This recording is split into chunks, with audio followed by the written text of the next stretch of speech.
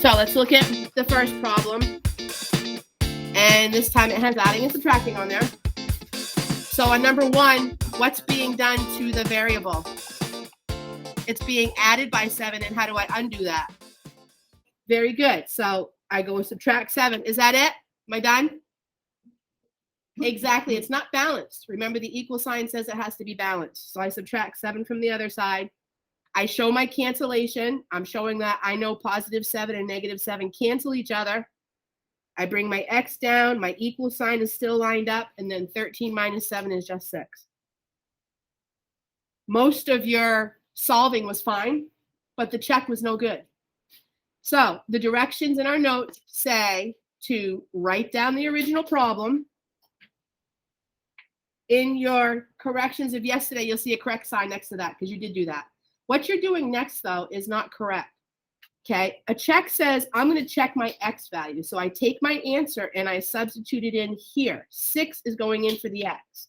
So there's my 6 being substituted in, plus 7 equals 13. One more step, and the check is completely done right. You're trying to prove. You need a statement that's a true statement. So you're just simplifying one side. You're not doing anything to the other side because it's already simplified. You need to simplify the one side. 6 plus 7 is 13, and then I write down the rest of it. That's the statement I'm looking for. Let's do number 4. What's being done to the variable on number 4? It's being multiplied by 12. Well, what's the opposite of multiplying 12? Dividing 12. This is the sign that you're supposed to be showing for dividing. I did see a little bit of error on that as well yesterday. My 12 divided by 12 equals 1. It's canceling to a 1, which when I write down G, what is the coefficient in front of G right now? What's understood to be there when it just says G? Very good, Charlie. It says 1. So when I was asking you on some of the homeworks from 1.2, what is the coefficient? Some of you guys were just marking it out like there wasn't a number there, so you didn't think you had to put anything. It's understood to have a 1 when you don't see it. 12 divided by 12 is 1. I don't have to write the 1 there. And then on the other side, what's 42 divided by 12? I'm going to be like, okay, I'm going to do some multiples of 12. 12, what's the next multiple? What's the next one? What's the next one? So does it work out evenly? No, you should not expect whole numbers all the time. I am desperately trying to train you to work with decimals and fractions. Desperately. I can't say that enough. It's just so important to have that 6th grade skill. So it doesn't work out evenly. So what should I do right now? What do you think is the best thing for me to do? The easiest, best thing. Can you tell me what this says right here? What is it? It just says 42 twelfths. Normally, what would you do with a fraction that says 42 twelfths? You would just simplify it. So I'm not going to change it to a mixed number. What I'm wondering is do 42 and 12 have a common factor that I can divide out? What? They're both even, so I could start with that.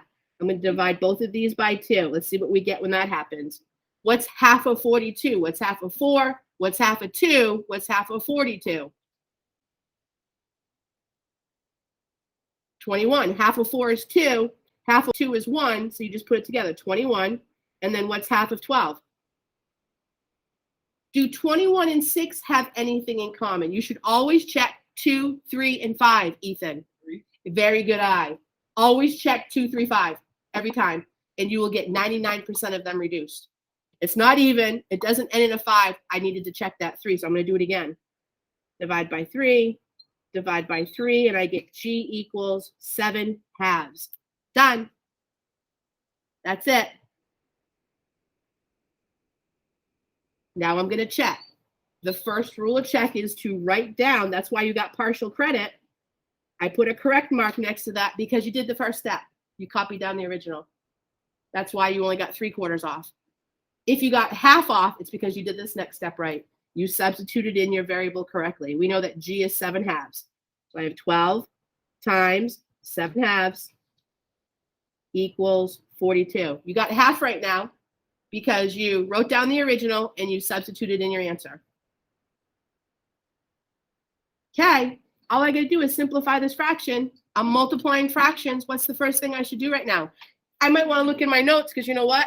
In my notes, the very first thing that is in your notes is right here. Fraction rules. That's the very first thing in your binder notes. Page 1 should be integers or fraction notes, because I know that you're going to want to keep referring back to them all the time. Get used to using this if you're still struggling on fractions. If you're struggling, big deal. Go to your notes. Get the right process. It's okay. You're going to use your notes all year long. Then you're going to get used to it, what it is that you need to do, because you have a place to go to get those fraction help. All right, here we go. So how do I start multiplying 12 times 7 halves? Jaden, what would be the first thing you would do for 12 times 7 halves? Okay, we'll let Jordan try this. Jordan, what do you think? No, because it's not 12 and 7 halves. That's not what that is. It's not 12 whole ones with a 7 halves. It's multiplying 2 fractions. Thank you for trying. Caitlin, put a 1 under the 12. Make it a fraction, because we're multiplying fractions. Now, what would be the next easiest thing for me to do? I don't want to multiply 12 times 7 and then divide by 2. That's too big of a number. I want to keep it small. What would be the best thing to do now? Cross cancel, cross reduce. Do 1 and 7 have anything that they can cross cancel? No. How about 2 and 12? See, you see it. You would not see 84 divided by 2 as clearly, but you definitely see 12 and 2 can be canceled. The common factor I'm going to divide for both of these. 2. 2 divided by 2 is 1. 12 divided by 2 is 6. Look at how small those numbers are right now. It's not hard. It's just tedious. Push yourselves. Only about a third of this class is pushing themselves, almost half. You need to push yourselves. That is your character. It's your hard work. It's what's going to get you through in life every time. Don't give up. All right, so now we just multiply straight across. What's 6 times 7? 42. And then it's over 1. 1 times 1 is 1. I'm not going to put it because I don't feel like writing another step. And now I write down what's on the other side. So you're only simplifying one side, and you're having the other side stay the same. That is how you check. All right, let's go with number 6, and then you're going to do the rest yourself. Number 6. What's being done to the variable on number 6? Very good. It's being divided by what? Negative 15. What's the opposite of dividing negative 15? You got to multiply by the negative 15. You only change the sign when you're undoing adding and subtracting. When it's multiplying and dividing, it is exactly what that number is.